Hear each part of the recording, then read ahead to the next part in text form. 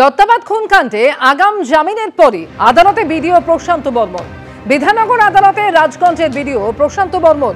BDO প্রশান্ত বর্মনের আগাম জামিন মঞ্জুর করে বারাসাত আদালত।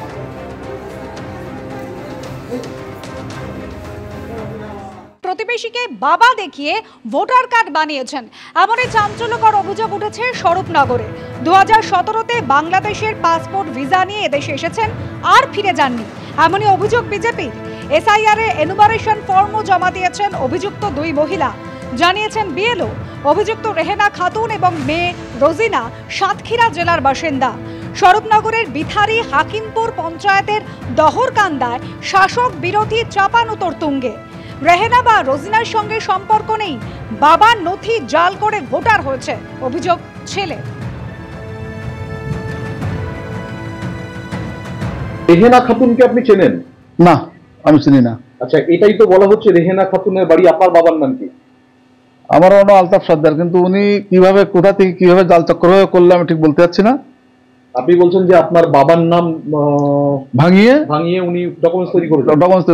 উনি তো বাংলাদেশি। রেহেনা এবং রোজিনা দুটোই বাংলাদেশি।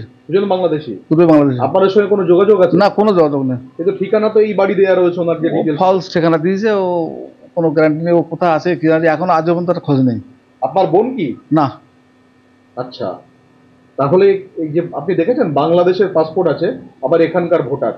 আমি ঠিক দেখেছি বলতে, ও পাসপোর্ট আছে, আপনি এখন দেখলে তাই বললাম, কিন্তু কোথায় কিভাবে করলো, কিভাবে জাল চক্র হয়ে করলো আমি ঠিক বলতে পারবো। আপনার সঙ্গে কোনো কানেক্ট নেই ওর সঙ্গে আমার। আর এই নিয়ে বিএলও জানাচ্ছেন যে এসআইআর এর এনুমারেশন ফর্মও জমা দিয়েছেন অভিযুক্ত দুই মহিলা। দেখুন, উনি আমার কাছে এসেছিলেন, ফর্মটা নিজে লিখে জমা দিয়েছেন, এটা আমি নিয়েছি। উনি যে বাংলাদেশে পাসপোর্ট আছে কি না আছে সেটা তো আমি জানি না। আমি যতদূর জানি, ওটা দহরকান্দা আলতাফ সর্দারের মেয়ে, জন্মসূত্রে এখানে, ও এখানকার স্কুলে পড়েছে, এটা আমি জানি।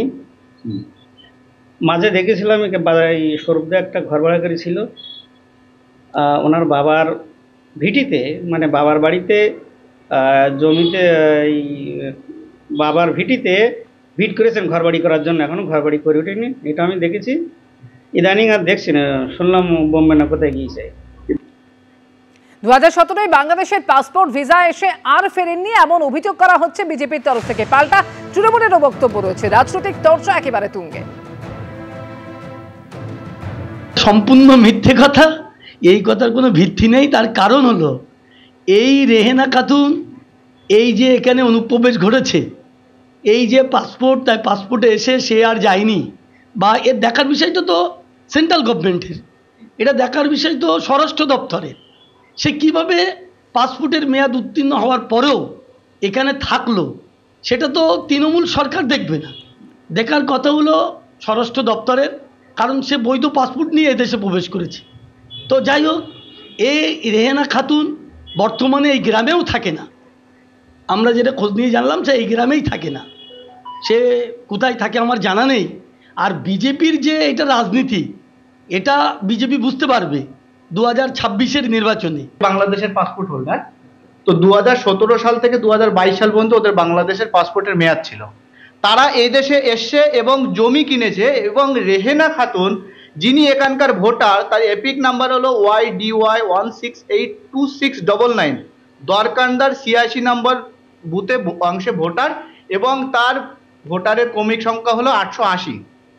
আমরা বলতে চাইছি, এবং অভিযোগ যে প্রচুর বাংলাদেশি যারা এই দেশে ভোটার লিস্টে নাম তুলে রেখেছে, ভোটাধিকার তাদের আছে, তারা ভোট দেয়, এবং এর জন্যে এই ভুয়ো ভোট নাম যাতে কেটে না যায় তার জন্য তৃণমূল লড়ছে, এবং এই ভুয়ো ভোটেই তৃণমূল এতদিন জিতে এসছে। এবিপি আনন্দ, এগিয়ে থাকে, এগিয়ে রাখে।